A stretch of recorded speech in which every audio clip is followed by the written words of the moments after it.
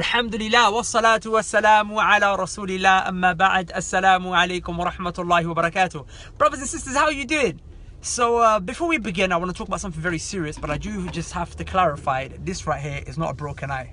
Not a broken eye, sorry, it's not a black eye. It's an infection in my eye, in case anyone thinks that, you know, I got into an altercation. Alhamdulillah, I didn't. Fasting, we don't do that. But on a serious note, my brothers and sisters, today's video is on a really important topic, and it's regarding the tragedy that took place in the early hours of the morning today in West London. We all know that block of flats that caught ablaze. And it's tragic what happened. You know, 120 homes have been burnt, families have been displaced, people have died. There's over 60 people in hospitals around West London. It's a very difficult situation, and we need to do as much as we can to help these people. Because they're from our local community, whether they're Muslim or non-Muslim, we still need to provide support for them, and I'm going to address that in a second. But before I address that, I want to highlight an observation that many have already started to make, but it hasn't spread in the media as much as it should have, and I really think it's important that we bring this to light. And that is that one of the fundamental reasons why so many lives were saved this morning, and you know, all those 6 lives were lost, and that's tragic, even for one life to be lost, but it could have been so much more. One of the fundamental reasons why that number was so reduced was because of the Muslims who were in that building. And some newspapers and even 1 or 2 channels have reported this briefly. And why is it the Muslims? It's because the Muslims in the month of Ramadan are awake at night.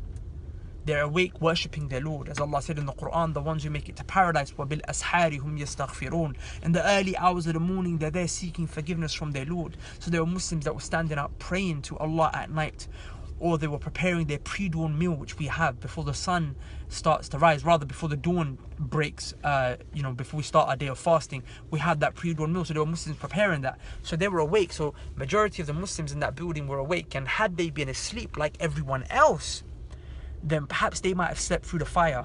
But because they were awake, they were the first to see the fire. They were the first to start alerting their neighbors who are non-Muslims in the building. Guys, wake up, there's a fire, we need to get out.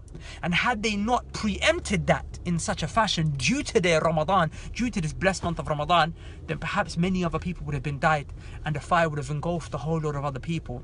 So, Alhamdulillah, first and foremost, we should be grateful to Allah for, whether we're Muslim or we're non-Muslim, we need to be grateful to Allah for facilitating this month of Ramadan, in which there will be people who are awake to help the people.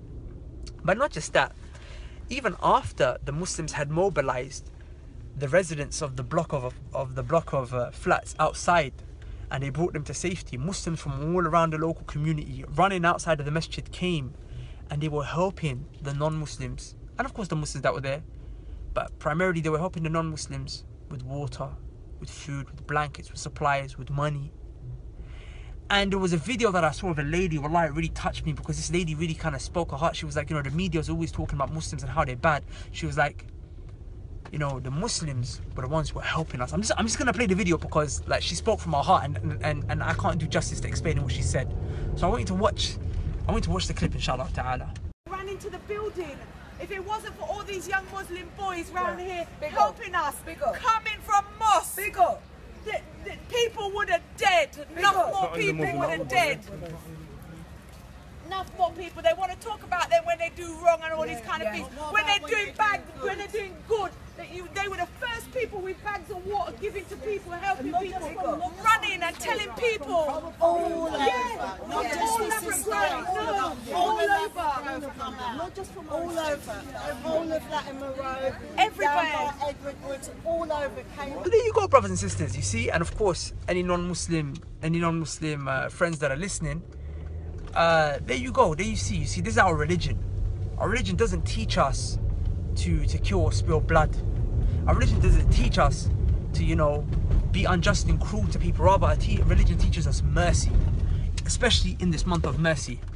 You know, if all Muslims wanted to be how the media portrays us, barbaric people who just wanted non-Muslims to be dead, then, you know, look at how many of us there are around the world.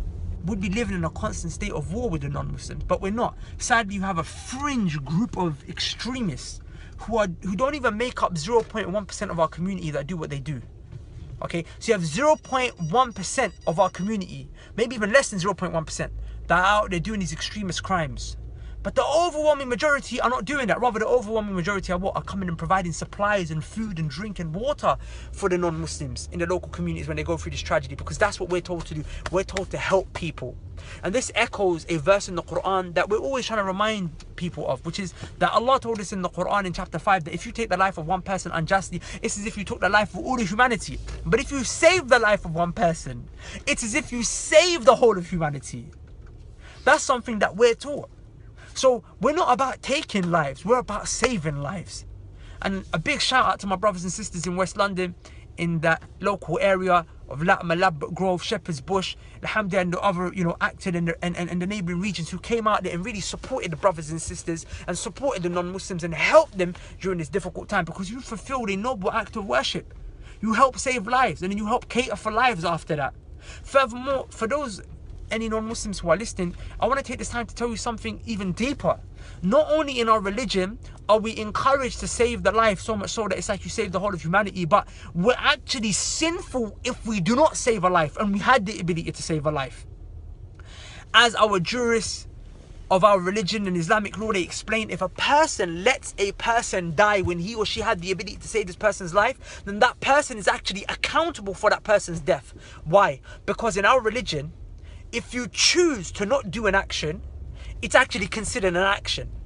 The omission of an action is an action in and within itself. So if you're drowning and I choose to not save you and I have the ability to save you, and provided I have the ability, because if I don't have the ability, then obviously it's not if I myself don't know how to swim and I'm going to die myself, I don't have no ability, and that's a different story. But say I have the ability to save you, okay, and I don't exhaust my efforts in trying to save you, then it is as if me letting you die is an action that I've chosen to take.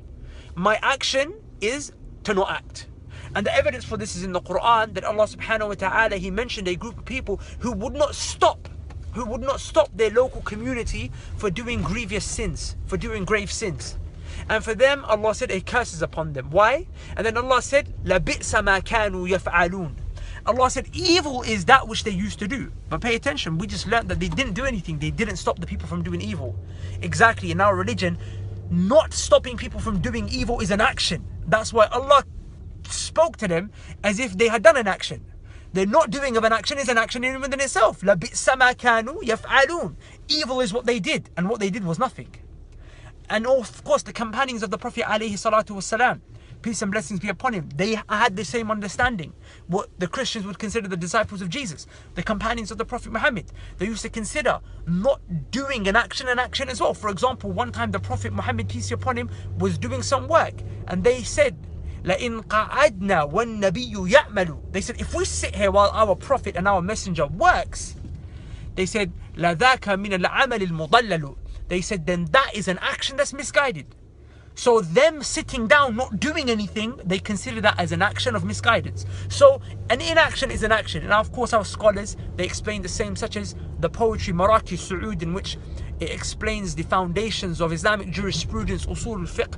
What did he say? He said, الترك فعل في الصحيح المذهبي. He said, leaving off an action is actually an action in the correct methodology, the correct opinion. So Muslims, the point I'm trying to make here is that not only do we say it's, if you take a life, I want to understand the thinking process I'm trying to take you through. Not only are we saying if you take a life, it's like you killed all of humanity. No, it doesn't stop there. But rather, if you save a life, it's like you save the whole of humanity. So much so that if you had the ability to save a life and you chose to not save the life, you let the person die. If those Muslims in that building had an opportunity to save the life of non-Muslims who could have been engulfed in flames, and they chose to not save their life, then they would have the blood of those non-Muslims on their hands.